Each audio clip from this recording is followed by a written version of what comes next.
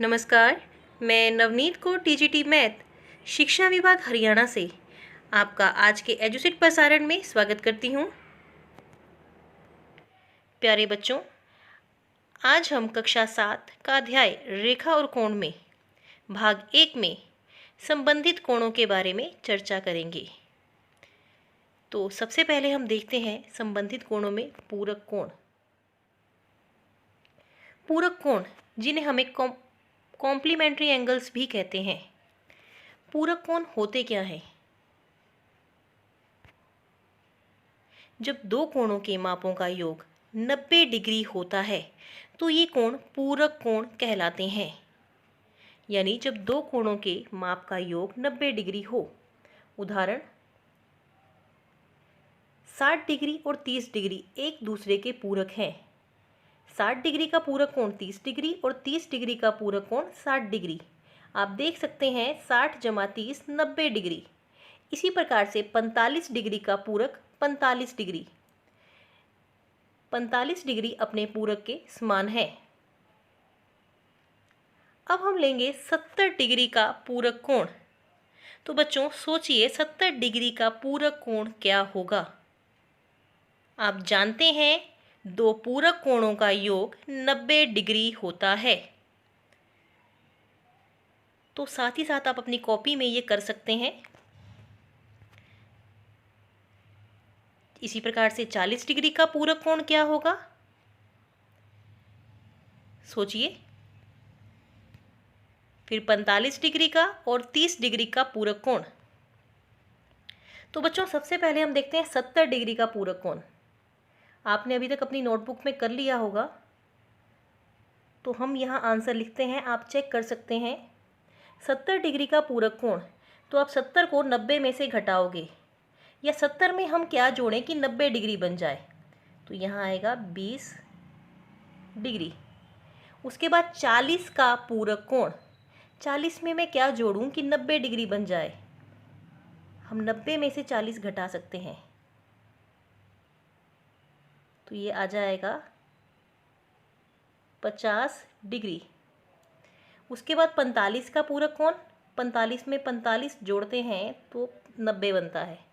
इसी प्रकार से 30 डिग्री का पूरक कोण, 30 डिग्री में 60 डिग्री जोड़ें तो 90 डिग्री बनता है। या आप ये भी कर सकते हैं 90 में से 30 घटाए तो 60 डिग्री आता है। तो बच्चों कॉम्प्लीमेंट्री एंगल यानी पूरक कोणों के लिए गतिविधि देखने जा रहे हैं हम। देखिए आपके पास दो पूरक कोण दे रखे हैं। अब इनका योग चेक करते हैं हम कि इनका योग कितना आएगा। देखिए दोनों को जोड़ते हैं तो 90 डिग्री बनता है। अब अगर मैं इन कोणों को बढ़ा दूं, देखिए ये कोण आ गए वापस। अब इन कोणों को मैं थोड़ा सा और बढ़ा रही हूँ, इस तरह से कम ज़्यादा कर रही हूँ। अब अगर मैं यहाँ इन दोनों कोणों को इकट्ठा करूँ तो भी ये 90 डिग्री ही रहेगा। तो इस प्रकार से पूरक या कोण यानी कॉम्प्लीमेंट्री एंगल्स का सम यानी योग हमेशा 90 डिग्री रहता है।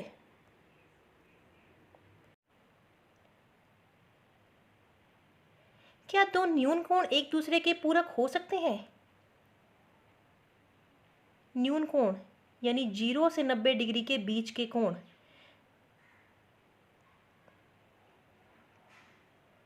क्या दो अधिक कोण एक दूसरे के पूरक हो सकते हैं?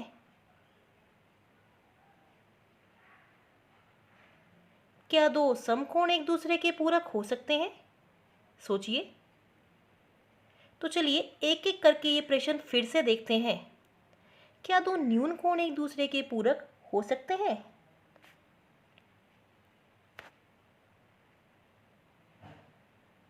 बच्चों आप जानते हैं दो न्यून कोण यानी दोनों कोण 90 डिग्री से छोटे होंगे, 0 से 90 डिग्री के बीच में। तो अगर मैं यहाँ लूँ एक कोण 50 और दूसरा 40 डिग्री, तो इनका योग 90 डिग्री आएगा और ये पूरक भी होंगे। परंतु एक उदाहरण ऐसा भी है जिसमें ये पूरक नहीं होंगे। अब मैं उदाहरण ले रही हूँ 99 + 99, 89 + 89। दोनों ही न्यून कोण हैं, पर इनका योग आता है 178 डिग्री, तो ये पूरक नहीं होंगे। अब अगला प्रश्न सोचिए। क्या दो अधिक कोण एक दूसरे के पूरक हो सकते हैं? पूरक पूरक में दो कोणों का योग 90 डिग्री होता है, परंतु आप जानते हैं अधिक कोण 90 से 180 डिग्री के बीच में होता है।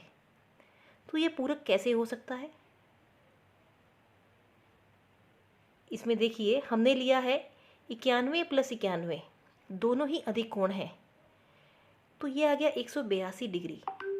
ऐसा कोई भी आप अधिक कोण लेंगे, दो अधिक कोण, तो उनका योग हमेशा 180 डिग्री से बड़ा आएगा, जबकि पूरक कोणों का योग 90 डिग्री होता है। तो यह संभव नहीं है।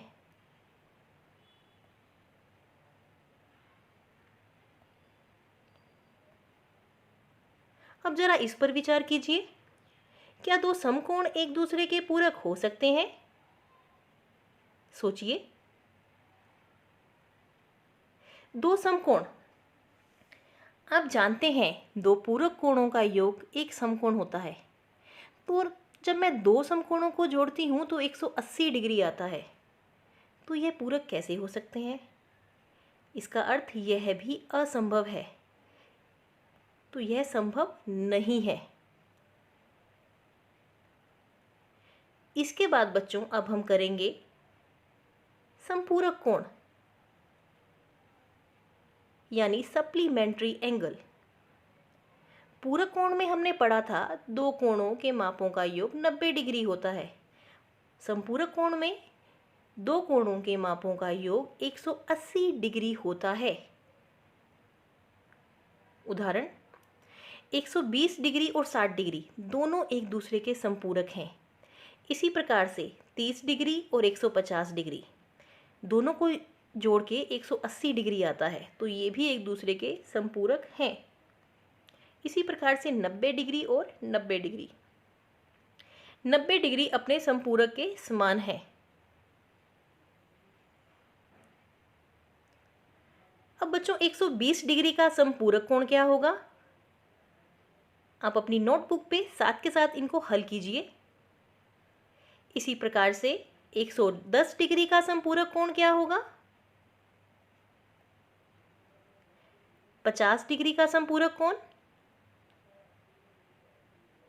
90 डिग्री का संपूरक कोण। तो चलिए देखते हैं 120 डिग्री का संपूरक कोण। तो हम इन्हें 180 में से घटाएंगे,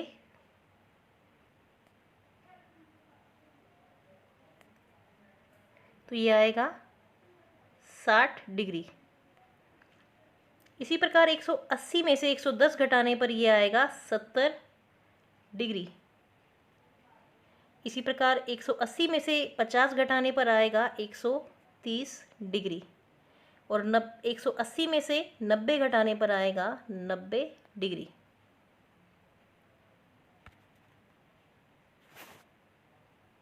सप्लीमेंट्री एंगल यानी संपूरक कोण, अब इनका योग देखते हैं बच्चों। देखिए इन दोनों कोणों को जब हम जोड़ते हैं तो इनका योग 180 डिग्री आता है। अगर मैं इन कोणों को कम ज़्यादा करूं तो भी देखिए यहाँ पे ये दोनों कोण जुड़ गए हैं और इनका योग 180 डिग्री आ रहा है। देखिए यहाँ पे ये किस प्रकार से इन दोनों कोणों का योग दिखा रहा है। अब जरा सोचिए, क्या दो न्यून कोण एक दूसरे के संपूरक हो सकते हैं? 90 डिग्री से छोटे कोण, 0 से बड़े और 90 डिग्री से छोटे दो कोणों का योग 180 डिग्री आ सकता है?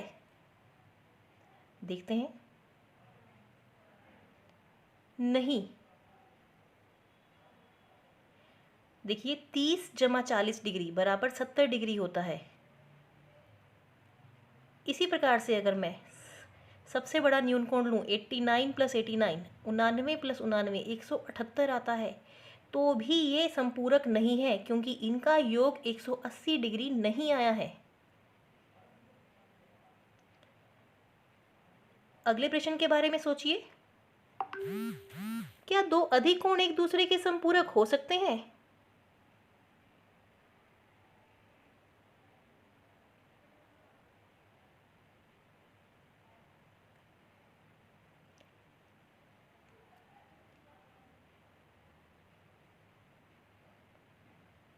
नहीं,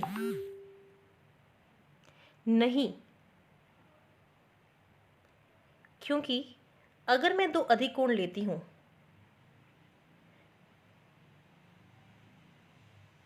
तो दोनों के दोनों अधिक कोण 91 प्लस 91, 91 प्लस 91, ये बनेगा 182। क्या दो अधिक कोण एक दूसरे के समपूरक हो सकते हैं? नहीं। यहां मैं ले रही हूं 91 प्लस 91, सबसे छोटे अधिक कोण, इनका जोड़ आ रहा है 182, तो यह संभव नहीं है। तो इसके लिए एक अधिक कोण होना चाहिए और एक न्यून कोण, तभी वे संपूरक हो सकते हैं। अब सोचिए, क्या दो समकोण एक दूसरे के संपूरक हो सकते हैं? बिल्कुल सही सोच रहे हैं, हाँ, क्योंकि 90 डिग्री प्लस 90 डिग्री 180 डिग्री होता है।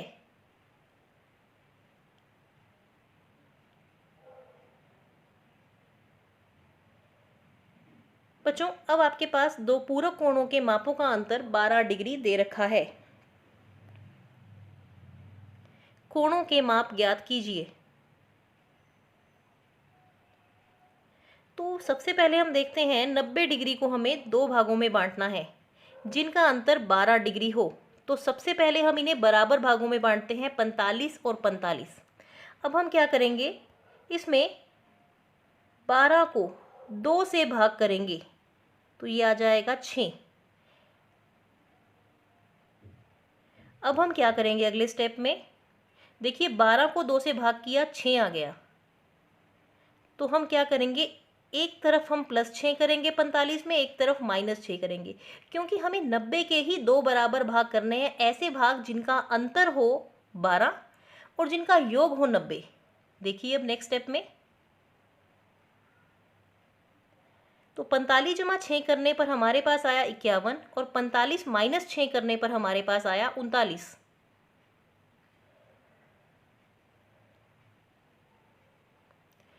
अब इनका योग तो 90 आ रहा है और इनका अंतर कितना आ रहा है, देखिए बच्चों 12। तो ऐसे दो पूरक कोण आ गए 51 और 39, 51 एंड 39। अगला प्रश्न देखिए, दो समपूरक कोणों में बड़े कोण का माप छोटे कोण के माप से 44 डिग्री अधिक है, कोणों के माप ज्ञात कीजिए। तो बच्चों इसमें हमने क्या करना है, 180 डिग्री को दो समपूरक कोणों में बांटना है। तो हम इसमें बराबर कोण ले रहे हैं 90 डिग्री 90 डिग्री। अब इसके हमें दो हिस्से करने हैं, दो कोणों में बांटना है। तो हम क्या करते हैं, पहले 44 को दो हिस्सों में बांटते हैं, आ गया 22। अब हम क्या करेंगे अगले स्टेप में, देखिए ध्यान से,